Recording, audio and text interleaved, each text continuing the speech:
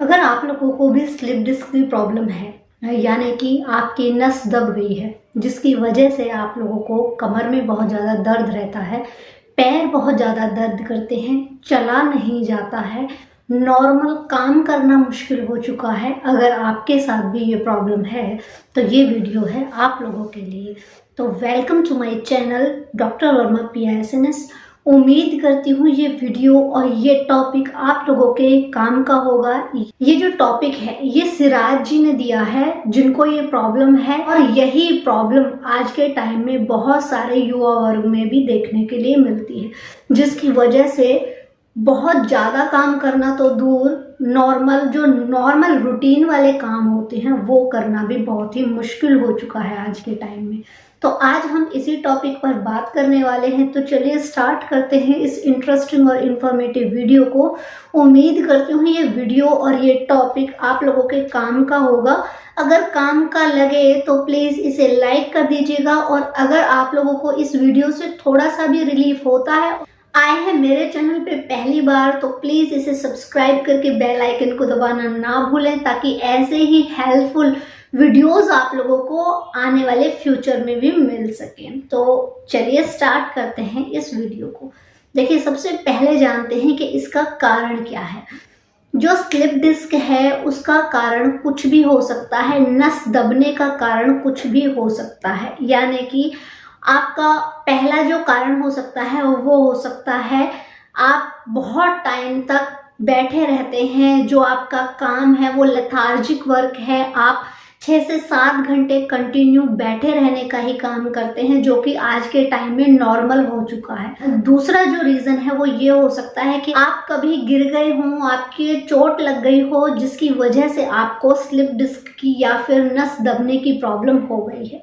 तीसरा जो रीज़न है वो ये हो सकता है कि आप जब भी कभी घर में कोई भी बोझ उठाते हैं, कोई भी सामान उठाते हैं, तो आप सीधे ही एक ही हाथ से उठा लेते हैं, जिसकी वजह से जो आपकी डिस्क है वो डिसबैलेंस हो जाती है और आपको प्रॉब्लम हो जाती है बल्जिंग की प्रॉब्लम। जो डिस्क बल्जिंग की प्रॉब्लम है वो भी इसी कारण से होती है। तो ये उन सभी लोगों के लिए वीडियो है जिनको डिस्क से रिलेटेड किसी भी तरह की कोई भी प्रॉब्लम है, चाहे वो स्लिप डिस्क हो, बल्जिंग डिस्क हो या फिर डिहाइड्रेशन ऑफ डिस्क हो। तो देखिए, जो तीसरा रीज़न है वो ये हो सकता है कि आप दोनों हाथों से वेट ना उठा करके एक हाथ से वेट उठाते हैं, और जितनी आपकी लिमिट है वेट उठाने की उससे बहुत ज़्यादा वेट उठा लेते हैं, जिसकी वजह से नस दब जाती है। या कभी ऐसा हुआ हो कि आपका एक्सीडेंट हुआ हो और आपको याद ना हो, तो उसकी वजह से भी ये स्लिप डिस्क की जो प्रॉब्लम है वो हो जाती है। जो चौथा कारण है वो ये हो सकता है कि आपका जो वेट है वो ओवर वेट है, यानी कि जो आपके घुटने हैं, जो आपकी रीढ़ की हड्डी है, वो आपके ओवर वेट को संभाल नहीं पा रहे हैं, जिसकी वजह से आपको स्लिप डिस्क की प्रॉब्लम हो गई है। और प्रेगनेंसी में भी स्लिप डिस्क की प्रॉब्लम मोस्टली देखने के लिए मिलती है, क्योंकि जो प्रेगनेंसी टाइम होता है वो ऐसा टाइम होता है जिसमें वेट बहुत ज़्यादा बढ़ जाता है, जिसकी वजह से स्लिप डिस्क या फिर नस दबने की जो प्रॉब्लम है वो नॉर्मली देखने के लिए मिलती है। तो देखिए, ये तो सारे ही कारण हो चुके हैं, लेकिन आज मैं आप लोगों को इसका उपाय बताऊंगी कि आखिरकार ऐसा आप क्या करें जिससे कि आपकी जो ये प्रॉब्लम है वो ख़त्म हो जाए। तो देखिए, सबसे पहली चीज़ तो आपको यही करना है, 2 चुटकी मेथी दाना रात के समय में भिगो देना है और सुबह उठ करके उसे शौच जाने के बाद में पी लेना है पानी को छान करके। और अगर मेथी खाई जा सके तो वो जो मेथी है वो खा लीजिए, क्योंकि मेथी में एंटी इन्फ्लेमेटरी प्रॉपर्टीज़ होती हैं जो आपके दर्द को कम करती हैं, जो आपकी नसों में सूजन आई हुई है उसको कम करती है। बहुत सारे लोगों को ऐसी प्रॉब्लम हो जाती है कि जब वो मेथी का पानी पीते हैं या फिर मेथी खाते हैं तो उनको पेट में बहुत ज़्यादा दर्द होने लगता है, पेट में गर्मी हो जाती है, या फिर पेट में छाले या अल्सर जैसी प्रॉब्लम हो जाती है। अगर आप लोगों को भी ऐसी प्रॉब्लम होती है मेथी खाने से, तो आप क्या करेंगे, मेथी दाने के साथ में सौंफ यानी अगर आप 1/4 चम्मच मेथी दाना लेते हैं तो आपको आधा चम्मच आप लोगों को सौंफ लेनी है। सौंफ कौन सी? नॉर्मल हरी सौंफ जो आती है वो सौंफ लेनी है। मेथी दाने के साथ में इस सौंफ को भिगो दीजिए और इसको चबा चबा कर खा लीजिए और पानी को पी लीजिए। तो जो आपकी ये प्रॉब्लम है दर्द की वो बिल्कुल ख़त्म हो जाएगी। इससे आप लोग स्टेरॉइड्स लेने से बचेंगे, क्योंकि स्टेरॉइड्स जब आप लेते हैं तो उसके जो साइड इफ़ेक्ट्स होते हैं वो आपके और जो पार्ट्स होते हैं, जो आपकी बॉडी के और ऑर्गन्स होते हैं, उन पर बहुत ज़्यादा इफ़ेक्ट डालता है। तो इसलिए आप लोगों को कोशिश करनी है कि आप नेचुरल जो चीज़ें हैं उनसे अपने दर्द को ख़त्म करने की कोशिश करें, ना कि स्टेरॉइड्स लेने की। देखिए, मानती हूँ स्टेरॉइड्स जो हैं वो बहुत ही हार्मफुल होते हैं और ये आप लोग भी जानते हैं, तो ये किसी को शौक नहीं होता है। लेकिन मैं आप लोगों को कुछ ऐसी होम रेमेडीज बताऊंगी जिससे कि आप लोगों को स्टेरॉइड्स लेने की जरूरत नहीं पड़ेगी। तो पहली चीज तो आप सुबह के समय में आप लोगों को मेथी और सौंफ का ये पानी ले लेना है, जिससे कि आप लोगों को दर्द में बहुत ही अच्छा रिलीफ होगा। और शाम के टाइम में, रात जब आप लोग सोते हैं तो उस टाइम में सोने से 1 घंटे पहले 1 गिलास दूध में आप लोगों को 2 लहसुन पीस कर और उसे उबाल लेना है दूध में और उसे पी लेना है। और ऊपर से जो लहसुन की कलियां हैं, जो आपने काट करके लहसुन डाला है, वो लहसुन खा लेना है। तो इससे आप लोगों को दर्द में काफ़ी रिलीफ फील होगा। अब जो दूसरी चीज़ है वो ये करनी है आप लोगों को कि खाने में किन किन चीज़ों का परहेज करना है और कौन कौन सी चीज़ें आप लोगों को खाने में शामिल करनी है, ये मैं बता देती हूँ आपको। क्या क्या चीज़ें खानी है? सब्जियों में आप लोगों को कोशिश कीजिए ज़्यादा से ज़्यादा मात्रा में ऐसी सब्जियां खाएं जो कि इजीली डाइजेस्ट हो जाएं, जिससे आप लोगों को गैस ना बने, जिसमें हरे पत्तेदार सब्जियां आती हैं, दालें आती हैं। तो ये कोशिश कीजिए ज़्यादा से ज़्यादा मात्रा में खाएं। क्या क्या चीज़ें नहीं खानी है? आप लोगों को ऐसी कोई भी चीज़ नहीं खानी है जिससे आप लोगों को गैस बने, क्योंकि जैसे ही आप लोगों को गैस बनेगी, आप लोगों को जो स्लिप डिस्क की प्रॉब्लम है और उसमें जो दर्द होता है वो बहुत ज़्यादा बढ़ जाता है। तो इसलिए आप लोगों को कढ़ी, गोभी, चावल, अचार, दही, केला और दूध के साथ कोई भी अन्न नहीं खाना है। आप दूध पीजिए, लेकिन उसके साथ में ना तो रस, ब्रेड, मट्ठी से कोई भी किसी भी चीज़ का आप लोगों को सेवन नहीं करना है। दालों में उड़द की दाल का सेवन ना करें, चने की दाल का सेवन ना करें। फलों में आप लोगों को किन किन चीज़ों का सेवन करना है? आप सारे ही फल खा सकते हैं, बस जो केला है वो आप लोगों को दूध के साथ उसका प्रयोग नहीं करना है। आप केले का प्रयोग कर सकते हैं, खाना खाने के बाद आप केला खा सकते हैं, आप अनानास खा सकते हैं, पपीता खा सकते हैं। पपीता और अनानास तो आप लोगों के लिए वरदान है। सुबह के समय नाश्ते में आप केले का सेवन कर सकते हैं, आप अनानास का सेवन कर सकते हैं, गाजर खा सकते हैं, चुकंदर खा सकते हैं, अनानास खा सकते हैं। तो ये सारी ही चीज़ें आप लोगों के डाइजेस्टिव सिस्टम को तो अच्छा करेंगी, साथ ही आप लोगों को दर्द से भी राहत दिलाएंगी, आप लोगों की कब्ज से संबंधित परेशानी खत्म होगी। अब मैं आप लोगों को बता देती हूँ कि जो नट्स हैं उनमें आप किन किन चीज़ों का सेवन कर सकते हैं। आप सारे ही नट्स खा सकते हैं, चाहे वो कोई भी हों।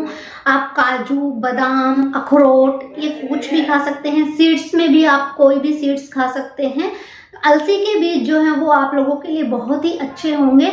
इसके साथ ही मैं आप लोगों को बता देती हूँ कि दिन में आप लोगों को 4 बार कम से कम गर्म पानी पीना है, और गर्म पानी भी इतना गर्म पीना है कि आप लोगों को, जैसे आप सिप सिप करके चाय पीते हैं, तो इससे आप लोगों को दर्द में बहुत ही राहत मिलेगी। इसके अलावा आप लोगों को डब्बाबंद चीज़ों का सेवन नहीं करना है, मीट मांस का प्रयोग नहीं करना है, गरिष्ठ भोजन नहीं खाना है, बाहर का यानी कि जंक फूड आप लोगों को नहीं खाना है, और ऐसी कोई भी चीज़ का सेवन नहीं करना है जिससे कि आप लोगों को गैस बने। ठीक है, तो इन सारी ही चीज़ों का आप लोगों को सेवन नहीं करना है। अब मैं आप लोगों को बता देती हूँ कि इसके अलावा आप लोगों को जब आप चाय पीते हैं तो उस टाइम चाय की जगह आप लोगों को क्या पीना है? आप थोड़ा सा 1 गिलास पानी लीजिए, उसमें 1 इंच का अदरक का टुकड़ा ग्रेट करके और उसे बॉयल कीजिए, और 1 इंच का दालचीनी का टुकड़ा लीजिए, बॉईल कीजिए उसमें, और फिर उसको छान करके और उसे सिप सिप करके पीजिएगा।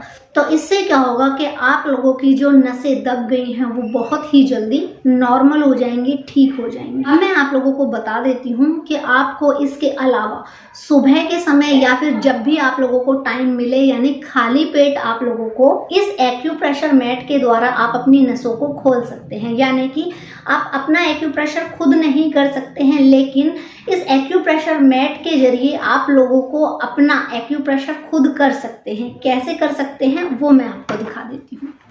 इस एक्यूप्रेशर मैट को किसी भी कारपेट पर रख करके और आप लोगों को इस तरीके से अप एंड डाउन पैरों को रखना है, और जो आपके पैरों का गोल वाला हिस्सा है उसको इस गोल वाले हिस्से पर ही रखना है, ताकि जो आपकी बैकबोन है उसका भी एक्यूप्रेशर हो सके। तो इस तरीके से आप अपने एक्यूप्रेशर कर सकते हैं स्लिप डिस्क के लिए। इसको करने से पहले आप लोगों को गर्म पानी पीना है 1 कप, और इसको करने के जस्ट बाद आपको पानी में हाथ नहीं देना है, और इसको करने के बाद आपको ज़मीन पर पैर ना रख करके और किसी भी कारपेट पर पैर रखना है, सिर्फ 5 मिनट के लिए। दबी हुई नस को खोलने के लिए आप लोग इसका प्रयोग भी कर सकते हैं।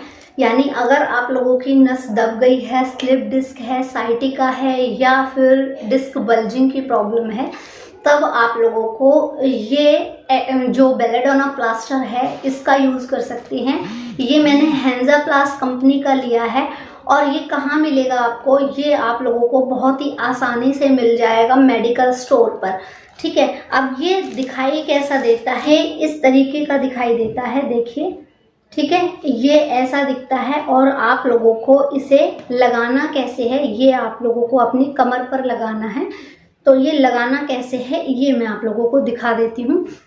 इस प्लास्टर के पीछे ये स्टिकर होता है, आप लोग पहले इस स्टिकर को हटा देंगे, और एक साथ ये स्टिकर नहीं हटाना है, थोड़ा थोड़ा सा स्टिकर हटाना है, और फिर उसके बाद में जो आपकी ये लाइन होती है यहाँ से स्टार्ट करना है, यानी ये सेंटर लेना है आप लोगों को, और इस तरीके से ये प्लास्टर लगा देना है।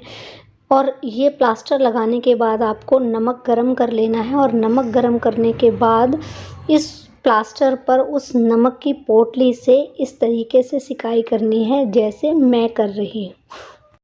और एक चीज़ और मैं आप लोगों को बता देती हूँ कि इसको आप लोगों को हर चौथे दिन चेंज करना है, और ये लगाने के बाद में जब आप नहाते हैं तो किसी भी सूखे टॉवल से इसको पोंछ लीजिए, सुखा लीजिए, लेकिन ये नहाने के बाद हटाना नहीं है।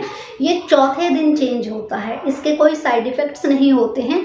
जिसकी स्किन बहुत ज़्यादा सेंसिटिव होती है उसको कई बार रैशेस हो जाते हैं, वरना इसका कोई भी साइड इफ़ेक्ट नहीं है। अगर आपको प्रॉब्लम होती है तो नहीं कीजिएगा, और अगर ये बाकी इससे जो आपको स्लिप डिस्क में है वो बहुत ज़्यादा रिलीफ होता है तो आप इसका यूज़ कर सकते हैं। अब इसकी नमक से सिकाई करनी है, सुबह और शाम दोनों टाइम। कोशिश कीजिए 2 टाइम कीजिएगा, अगर 1 टाइम हो तो 1 टाइम भी कर सकते, आप लोगों को काफ़ी रिलीफ होगा।